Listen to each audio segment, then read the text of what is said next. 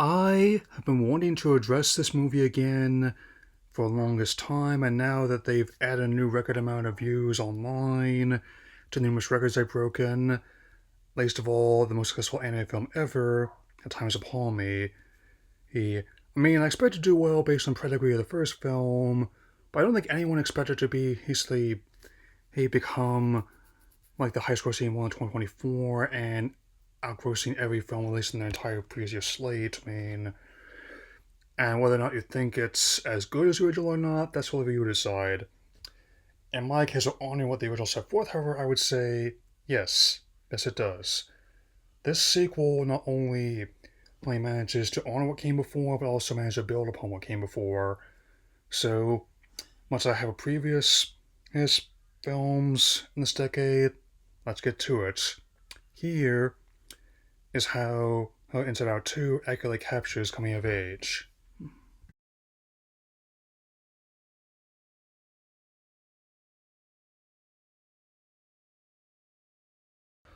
In their near 40-year history, with nearly 30 years of that producing theatrical films, almost at least theatrical quality films, they've managed to effectively strike the ideal balance between audio and visual, whole, not just in terms of voice casting and music, but also how they manage to portray, give us as much information we can just in the shot before the characters speak, or in many cases without speaking at all. Well, it was something that was also quite apparent in the previous movie, as well as Evalia's First Date, a short, all of which I watched again before making this. But it also helps that there are little details in terms of color, sound, and lighting, even with some information come to light that just show how well it works. I definitely can appreciate little things like pulling Wile E. Coyote as cartoon dynamite out of a fanny pack, or a video game avatar having the onium subconscious clip through, or the vault door they burst out of. I mean, can I really can't imagine an AI capturing like the little details like that personally, at least not to the same effect. Likewise, even though I wasn't sure what to make of Hader and Kayleen being off other projects, X and walking with budget concerns, I do think that both Hale and Lapira did a good job of filling the roles and also making the characters their own. Especially the new voice casting is fantastic, as is Andrea Dotzman taking over duties for composing from Michael Giacchino. And like a great many people working on this movie, it turns out actually their first ever feature-length project. We had hit the ground rolling, Andrea, and it's only gonna continue from here. The movie is very much at its core a story and character-driven one. I know the art is still like story between art and business is a tricky one to balance, especially given the circumstances, but I'd say they still pull it off quite nicely. A, that have both the emotions in Riley's headspace and Riley's self are definitely a, driven by the plot.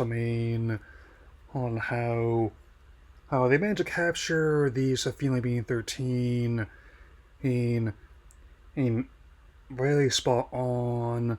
Likewise, I'll be getting into some of the other points, but more often than not, sometimes what you set out to do is not the goal you initially had in mind, and it's just that where with it turns out that this is also what sets anxiety apart, as well as the other new emotions, both being embarrassment, ennui, and envy, apart from the likes of Lotso, Syndrome, and other Pixar antagonists. I mean, they're motivated not by malice, but by a well-intentioned, if often misguided, sense of growth and preservation. And also, I'll be mentioning this, but sometimes you don't have everything figured out right away. That's okay, especially as there are times when things don't always go as planned at all.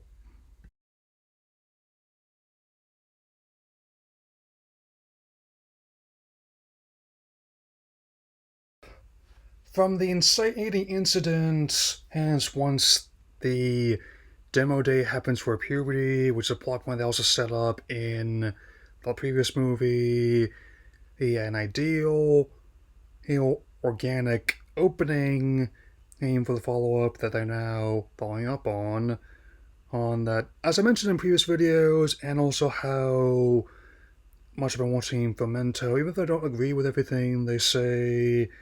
Hey, I'm not going to give them too much heat because they definitely offer a unique perspective being from Krakosia, uh, the region that was from the cult from the terminal.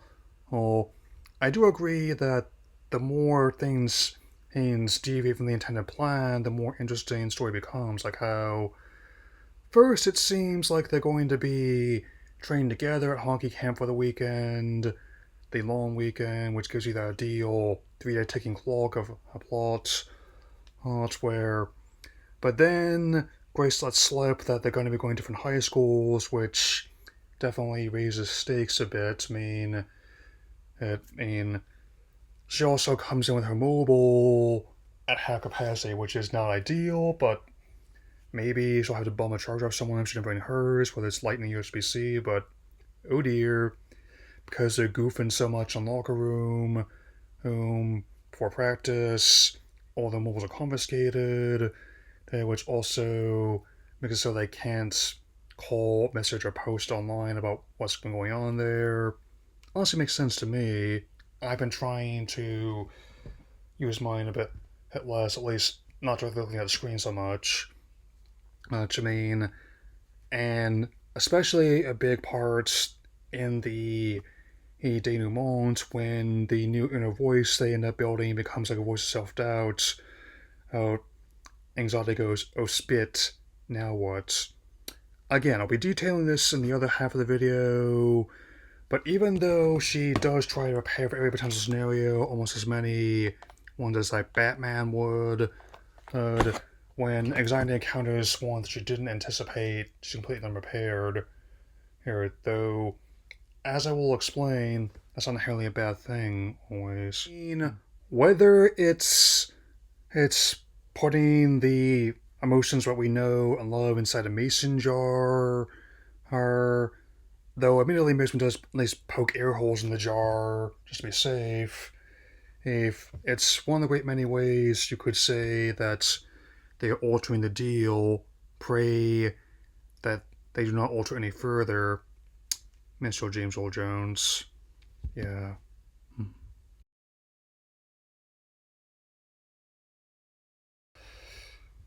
One of the many things that the last film did so well was how that being earnest for oneself, and learning to have humor for oneself can be vital for being honest with oneself, and this also builds on that concept. I mean, like the idea of the rumor mill, oh, whole concept definitely I find inherently e entertaining, especially just like the video game fandom alone. It's like say like getting this uncle who totally works at Nintendo, who absolutely is sure that the next Switch is going to have 4K 60 frames per second right out of the box, and the sarcasm I do find quite amusing as one of many people raised in the MCDK and riff tracks, especially quite vital for the creative process, and also manifest in other ways as well. I mean, serious situation is on screen is treated as such, especially in terms of denouement. I mean, it definitely. And as for whether or not it's Riley and Val end up being more than just friends. Well, that's fully for you to decide. I still have no formal opinion on some of the reports that leaked internally, but I wouldn't have had an issue with it either way. Hey, as someone who still ships Korsami and Lumity, both of which eventually became canon. Yeah.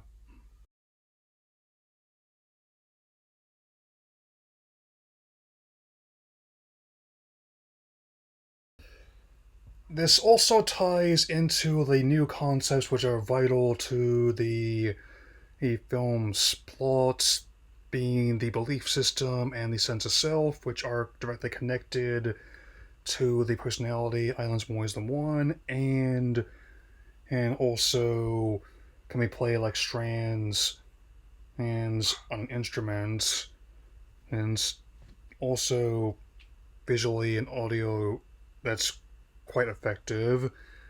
And it also builds upon what happens in the denouement and also accurately captures basically every little emotion, like how, like, where I definitely have experienced envy and ennui multiple times this year alone. It's like, oh, you got the PS5 a Pro who pre-order locked in.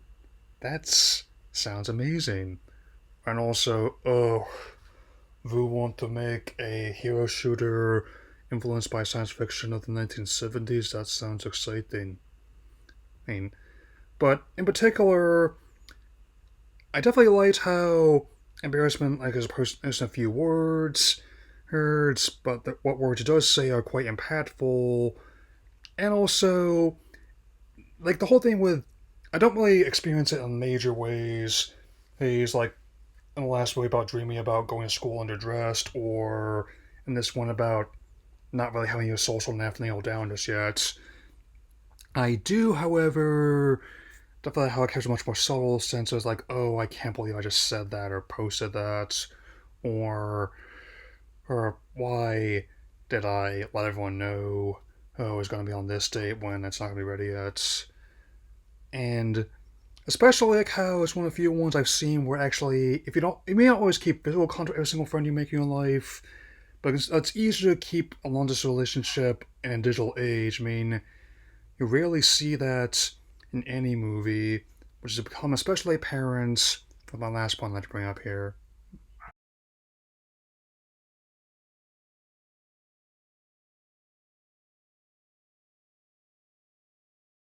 One thing that Pixar is always good at is often showing how sometimes what you were really seeking to do is not what you really need to do, which is especially true in the finale and the very, very realistic anxiety attack scene where, as previously mentioned, when she encounters a scenario she didn't envision, not only is she completely unprepared, she's, even though she would barely stop talking throughout the entire movie, she's stricken completely silent. And not only do she and Joe realize two sides of the same coin in terms of trying to vie for control, but also that they need each other, and they all need each other for a truly complete sense of self. I mean, and not only did they visually manage to make a better Speed Force effect than the Flash film did, but also managing to get a better emotional weight to it where